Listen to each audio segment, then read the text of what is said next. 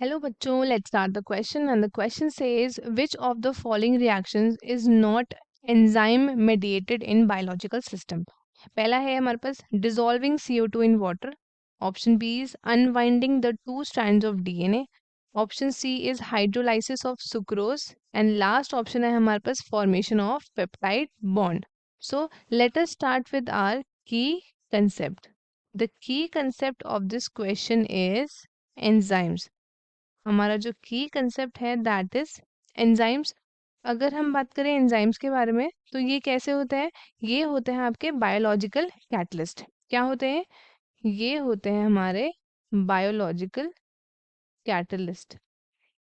Biological catalyst होते हैं क्योंकि ये आपके लिविंग सेल से क्या करते हैं, आपके फॉर्म होते हैं। तो अगर हम बात करें about the characteristics of enzyme, तो एंजाइम आपके कैसे होते हैं, ये होते हैं आपके पॉलीमेरिक पॉलीमेरिक ऑर्गेनिक कंपाउंड्स होते हैं।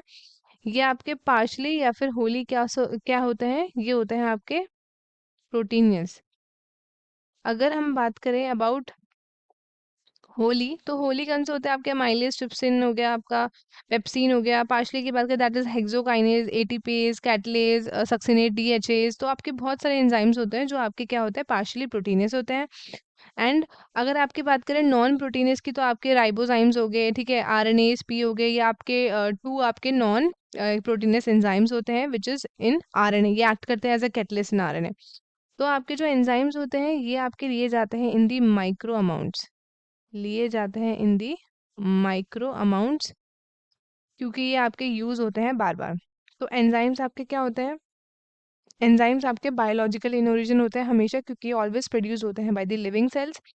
ये आपके क्या होते हैं, ये आपके सबस्ट्रेट स्पेसिफिक होते हैं। क्या होते हैं ये होते हैं आपके सबस्ट्रेट स्पेसिफिक, ठीक है, ये हमारे सबस्ट्रेट स्पेसिफिक होते हैं। अब हम बात करते हैं इनमें से कौन सा एंजाइम मीडिएटेड नहीं है रिएक्शन। तो सबसे पहला है दिया है हमें डिसॉल्विंग CO2 इन वाटर। तो अब क्या होता है, पहला ऑप्शन देखते हैं। इसमें आपका क्या होता है, डिसॉल्विंग CO2 इन वाटर, इसमें आपके कोई भी एंजाइम की जरूरत नहीं होती, नॉट रिक्वायर्ड। तो इसमें एंजाइम आपके रिक्वायर्ड नहीं होते। अगर हम बात करें सॉल्युबिलिटी ऑफ CO2 की वाटर में, तो आपकी इंक्रीज और डिक्रीज करती है किसके साथ, इट इंक्रीजेस और डिक्रीजेस बाय द टेम्परेचर। ये आपके टेम्परेचर से इंक्रीज एंड डिक्रीज करती है। तो ये एक प्रिंसिपल है जो कि यूज होती है in the carbonated drinks.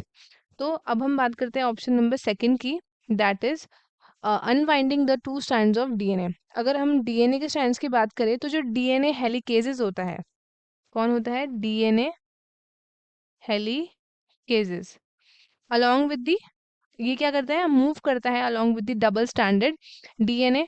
And जब ये आपका डबल स्टैंडर्ड डीएनए के साथ आपका मूव करता है, तब आपकी स्ट्रैंड्स क्या होती है, सेपरेट होती है by breaking the hydrogen bond at the expense of energy from ATP.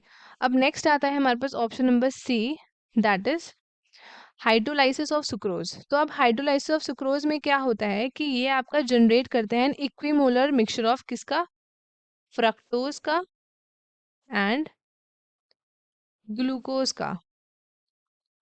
तो अगर हम बात करें कमर्शियली सुक्रोज की, तो it is known as invert sugar. And hydrolysis of sucrose reaction is mediated by enzyme, जिसको हम क्या बोलते हैं, जिसको हम बोलते हैं इन्वर्टेज, इन्वर्टेज और सुक्रेज। ये आपके एंजाइम होते हैं। अब लास्ट ऑप्शन अगर हम देखें तो that is formation of peptide bond. अब जो फॉर्मेशन है पेप्टाइड बॉन्ड का, दैट इज पेप्टिडाइल ट्रांसफरेज। ये एक एंजाइम है जो कैटलाइज करता है peptide bond formation, that is peptidyl transferase. ये हमारा एक एंजाइम है जो क्या करता है, जो कैटलाइज करता है peptide bond formation. So option A के लिए जो है आपका एंजाइम आपका रिक्वायर्ड नहीं है एंड बाकी सारे के लिए आपका एंजाइम रिक्वायर्ड है। So the correct option is option A, और बाकी के ऑप्शंस हो गए आपके incorrect. So students, I hope आपको क्वेश्चन अच्छे से समझ में आया होगा। All the very best and thank you.